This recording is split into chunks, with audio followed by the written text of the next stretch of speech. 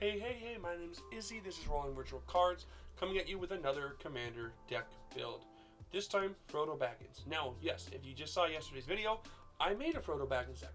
I made two of these decks, and this one is completely different. So let me go over it, speedrun style almost. Frodo Baggins is a green and a white for a 1/3 legendary creature halfling scout. Whenever Frodo Baggins or another legendary creature enters the battlefield under your control, the ring tempts you. As long as Frodo is your ring bearer, it must be blocked if able. The ring, whenever the ring bearer is legendary, so when the ring tempts you, it does four things eventually. The first time it tempts you, you choose, every time it tempts you, you choose a ring bearer. So the first time, the ring bearer becomes legendary and it can't be blocked by creatures with greater power. So if it's a 1/3 like your commander, it can only be blocked by 1s or 0s. The second time it tempts you, whenever a ring bearer attacks, you draw a card and then discard a card. This is the main thing. You get to that part, you get some card draw and some discard. The third one is whenever the ring bearer becomes blocked by a creature, that creature's controller sacrifices at the end of combat. This means if they block it, they're going to lose it. Even if your ring bearer dies in that interaction, they do lose their creature, so they're not going to want to block. This Frodo forces them to block. So you're going to lose a lot of things, and since you're a 1/3 that can only be blocked by 1x's, you're not going to die, but they will. And then the last one is whenever the ring bearer deals combat damage to a player, each opponent loses 3 life, meaning if you deal 1 damage with your commander, you're going to deal 4 damage to that opponent and then 3 damage to each other one, dealing a nice 10 damage all around, which is pretty decent. So what is the point of this deck? Well, the original one that I made, the previous one yesterday that you saw, simply was a Voltron deck. This one, on the other hand, is Legendary Matters. Why? Because I thought it'd be fun to build the Legendary Matters back in the day, and that's what I wanted to do with this. Why would you choose this one over any other Legendary Matters? Well, if you like Frodo, definitely build it. It's a great Lord of the Rings character. I love the concept. I love the ring tempting you. If you like that concept of the ring tempting you, spreading the damage, very useful. And if you really like legendaries and being able to go you can move that ring, because even once you get to 4, every time the ring tempts you, you can change the creature. So you can move the ring around to people. So without further ado, I would choose Frodo if, again, you like him and you really just kind of want this nice, fun, legendary deck that can spread damage slowly. So let's get into here. ETBs. We're running ETBs because, well, a lot of creatures into the battlefield and we can flicker them and stuff, and it can be fun. So Aura Shards is an ETB. Whenever a creature enters the battlefield, you get a destroy target artifact or enchantment. Eternal Witness, so that's a good interaction. Eternal Witness is going to be a good recursion that enters the battlefield. Tireless Provisioner is going to give you food or treasure when land enters the battlefield. Wood Elves is going to go grab you a forest when it enters. Guardian Project will draw you cards whenever a creature enters that doesn't have the same name as another creature in your graveyard. And Karmic Guide is going to return a creature from your graveyard to the battlefield. So, not a lot of ETBs, but ETBs are always good in Commander because they do something right away. Aura Shards doesn't actually do something right away, neither does Guardian Project, but they do something that turn if you cast another thing. But next, finishers. Things to just win the game. You're running a lot of creatures, and you needed ways to just swing out. Mirror Entity. You got a bunch of mana, you can cast this for 3, and you can pay 10 mana, and all your creatures are 10/10s. You can probably win the game. Odric Master Tactician is a finisher because when it must be blocked, or when it attacks, or when it and 3 other creatures attack, so 4 creatures total, you choose which creatures block this turn, or this combat, and how those creatures block. So you can just choose not to have people block, and then you can just win the game.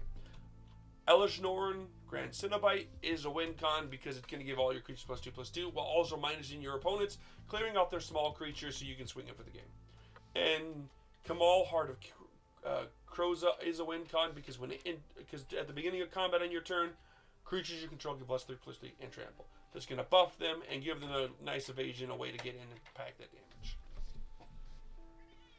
My cat's making noise. Sorry about that, guys. Ramp. Simple package, 19 cards. Soul Ring is going to tap for 2. You got Soul Ring, Utopia Spawn, and Wild Growth are going to connect to a forest or a land and either tap for whatever color you choose, or which is going to be most likely white, or tap for green. You got Arcane Signet, Farseek is going to grab you Plains, Felwar Stone, Nature, Rampant, Sakura Tribe Elder, 3 visits are all grabbing you Lands. Sword of the Animus is going to grab you a land each turn you attack. Azusa is going to let you play an extra land and is a legendary creature. Cultivating Kodama's Reach is going to grab you 2 lands, one on the field, one in your hand. Tyler's Provisioner is going to make you treasured every time a land enters the battlefield. What else is going to grab you a forest? Nylea Keen-Eyed is going to make all your creatures cost 1 less. Sirith the Viper Fang is technically ramp because you can pay 1 to tap it and untap another target creature or land. So as long as your creature or land taps for extra mana, that works. And Kirametra is here because you can go grab a forest or plains when you cast a creature spell. Recursion. We got some decent recursion because if your opponents blow up the field, you're going to want a way to get back into the game. Eternal Witness. This is great to grab other recursion spells like Sun and Teshar that are more repeatable. Or a finisher that you lost because they stopped you. Ramanop Excavator is going to let you grab cards from your graveyard, lands from your graveyard, which is pretty useful. Especially like fetch lands and stuff. Savine's Reclamation is going to let you grab a creature with value 3 or less and put it back on the field, which is good because you can go ahead and grab something like Mirror Entity to win the game. And you can flash it back. And if the spell is in your graveyard, and you may copy the spell. So if you cast it for its flashback, you get 2. Teshar is great because when you cast a historic spell, like your legendary spells, you're going to be able to return a creature from your graveyard that's mana of 3 or less. Karmic Guide and Revelark are great just as recursions. Karmic Guide enters the battlefield and you return a creature. And Revelark dies and you get 2 creatures with power 2 or less. And Sun Titan enters the battlefield, you get a permanent with 3 or less mana value. Or when it attacks, you get that. Here's my lands. Again, don't super matter. Something like Selesnya Sanctuary does allow Sereth to be technically ramp. Accidental life gain in this deck. You got Daxos, you got Tyler's Prisoner. Daxos is just a creature into the battlefield or died. I'm going to gain life. But it's a legendary, so it triggers your commander. And then Tyler's Provisioner. You can technically make food and sack the food. Combo. Technically, Karmic Guide and Revelark can be a combo. They are not a combo piece in this deck because I don't really have anything to sacrifice, so there's no point in running sacrifice outlets, and my commander doesn't care about that much. But you could. If you want to run a combo, you can add a few sacrifice outlets and just win with that. Draw power. Not a lot of draw in this deck, but that's okay because you do have the 1 ring to draw some cards. Lord of the Third Path is a pet card of mine. It enters, it pops something, and you can tap it. You and an opponent both each draw a card, which is great. It's also legendary. Riki, the history of Kamigawa, is great because when you play a legendary spell, you draw a card. Beast Whisperer, when you cast you draw cards off casting creatures. Guardian Aspect is drawing cards off of ETBs of creatures. Mangara is another legendary, and when an opponent attacks with 2 or more, attacks with creatures, if 2 or more of those creatures are attacking you, you draw a card. And if an opponent casts their second spell each turn, you draw a card. Nylea Keen-Eyed, you can pay 3, and then reveal the top library, reveal the top card of your library if it's a creature, put it in hand. Otherwise, you may put it into your graveyard. I am just grabbing mana sync there. Toski, you're going to be drawing cards if your creature deals combat damage to an opponent. And Shamanic Revelations, you're going to draw a card for each creature you control. And then each creature with power 4 or greater, you gain life for each one. Which isn't bad. Stop it, Faye. She keeps scratching at the door because she's whiny, I guess. I don't know. I love my cat. Evasion. This is going to give them Death Touch, which is going to good evasion in that regard. All your creatures when they're tapped. And then Marrier Weatherlight Duelist, when it attacks, each opponent can't block with more than 1 creature this combat, which is great. And then when it's tapped, no more than 1 creature can attack each combat, which is decent protection. Interaction. Nature's Claim pops an enchantment, artifact or enchantment. Path and Sword pop creatures, or exile creatures. Heroic Intervention protects your creatures and prevents your opponents from blowing them up. It's interaction because if an opponent goes to board wipe, you can stop it. Or pop something and stop it with hexproof. Return to Nature pops an artifact or enchantment, or exiles a card from a graveyard. Aura Shards, we went over that. Beast Within, a Generous Gift pops anything, gives them a 3/3. Corrosion Grip pops an artifact or enchantment at split second so they can't react. Lord of the Third Path enters and pops an artifact or enchantment. Reclamation Sage comes in and pops an artifact or enchantment. Teferi's Protection, same thing with Heroic Intervention. It is protection, but it also makes your opponent go neg when they blow something up. Beast Questing Beast pops an artifact pops a Planeswalker, deals damage to a Planeswalker when it deals damage to an opponent. Farewell is just a good Wiper. Choose one or more. You can exile all artifacts, creatures, enchantments, or graveyards. And Elish Noin's technically interaction because it does blow the field up on your opponent's side for -2, -2. Legendaries. We got a lot of legendaries here. Total of 20. I'll go over them when we run into them in the other sections. But we are running a total of 20 legendaries to trigger off your commander. Mana cheat. Kodama is the cheat. It just cheats mana out whenever another permanent enters the battlefield under control. If it wasn't put in the battlefield with this ability, you may put it. You may put a creature. You may put a card with equal or less than converted mana cost from your graveyard. Kodama. This is actually. I'm going to quickly do this. Because I forgot to add this to the combo part. Add that to combo. And for once, I need to add a land to combo. I don't normally tag lands, but this combo is quite simple. Kodama enters the battlefield. You can, when Kodama's on the field, you play Selesnya Sanctuary. Selesnya hits the field, and then you return a land to your hand, returning Selesnya Sanctuary to your hand.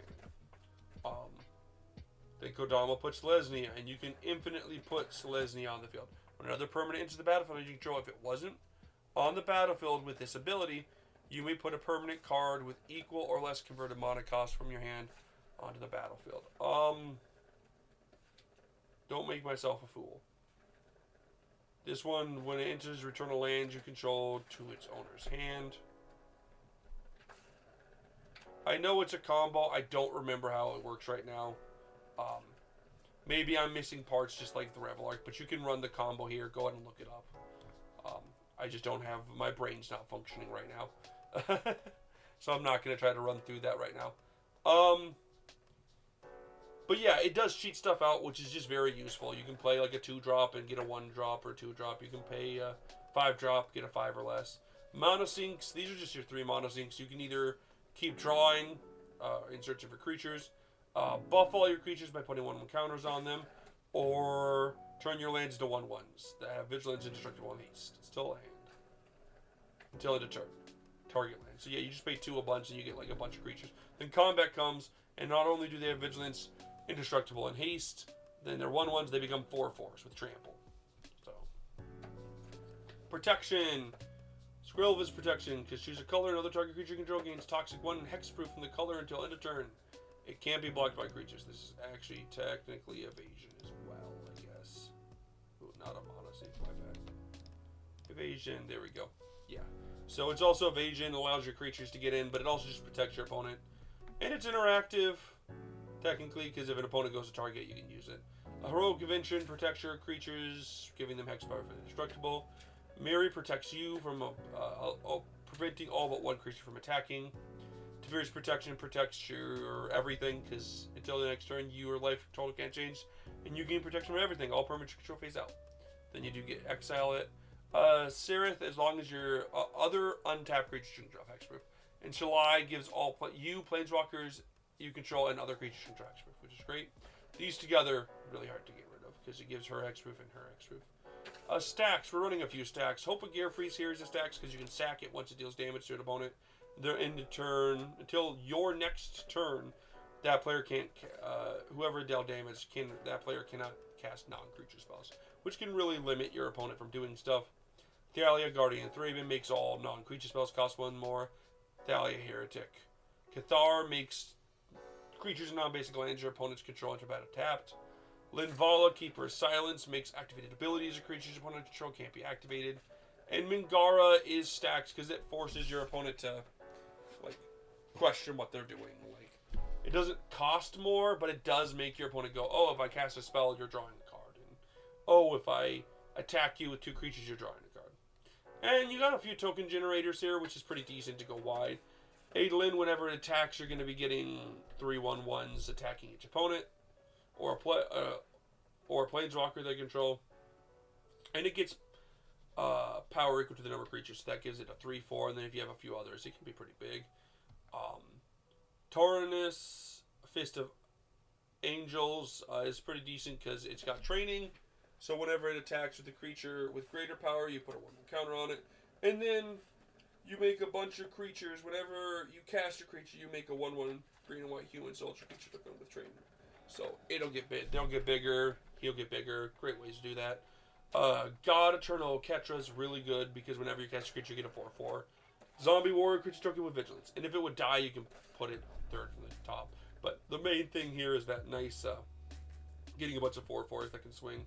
You have one tutor in the form of Captain Sisse. You can search the library for a legendary card, reveal it, put it in your hand, then shuffle your library. This lets you grab a legendary that's just going to help you at that point. Either a stacks piece, or ramp, or card draw, or maybe a token producer if you need that. And then you got your 2 wipes with the Farewell and Alish Norn. So, yeah, this is a pretty fun deck, running legendaries.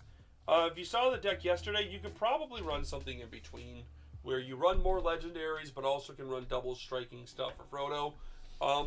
There's a nice middle ground. But again, this deck is fun if you want a legendary deck where you can have a lot of fun showing off legendaries, but you're still using the 1 ring. This is like the legendary deck that likes the 1 ring. You could probably look for more legendaries that actually care about the 1 ring being equipped to other things, and run those. But I wanted to run more of a generic deck. So yeah, like I said, look at both decks, choose which one you like, and kind of like build them in between. Anyways, don't forget to like and subscribe. Peace.